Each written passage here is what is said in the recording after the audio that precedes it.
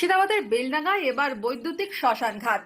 মঙ্গলবার বেলডাঙ্গার কুমারপুর বৈদ্যুতিক শ্মশান ঘাট পরিদর্শনে গেলেন মুর্শিদাবাদ জেলা শাসক নিতিন সিংহানিয়া।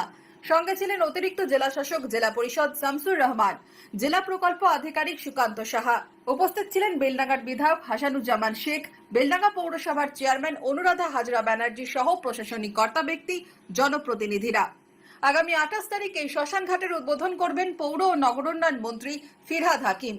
উদ্বোধনের আগে বেলডাঙ্গা পৌরসভা দ্বারা পরিচালিত এই শ্মশান ঘাটের কাজ কতদূর ঘুরে দেখলেন প্রশাসনিক কর্তারা।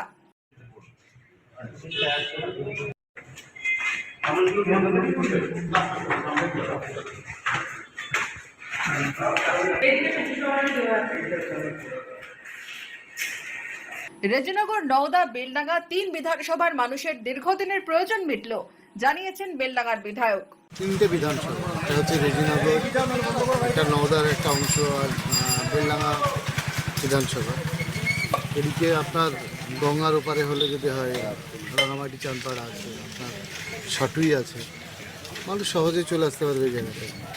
এবং দীর্ঘদিনের দাবি বলতে গেলে এখানে দাবি না, এটা প্রয়োজন ছিল। বিশেষ করে আমাদের যে হিন্দু সম্প্রদায়ের ভাইরা আছে তাদেরকে বিশেষ করে বহরমপুর যেতে হয়, দীর্ঘক্ষণ সেখানে থেকে আবার তাদেরকে বাড়ি ব্যাক আসতে হয়। আর সবথেকে বড় কথা, ধরেন কেউ মারা গেল বহরমপুরে, সেই বাড়ি আবার বেলডাঙ্গায় এনে আবার সেই বডিকে আবার বহরমপুর নিয়ে যাওয়া, যারা গরিব মানুষ আছে তাদের ক্ষেত্রে তো খুব কষ্টকর ব্যাপার ছিল।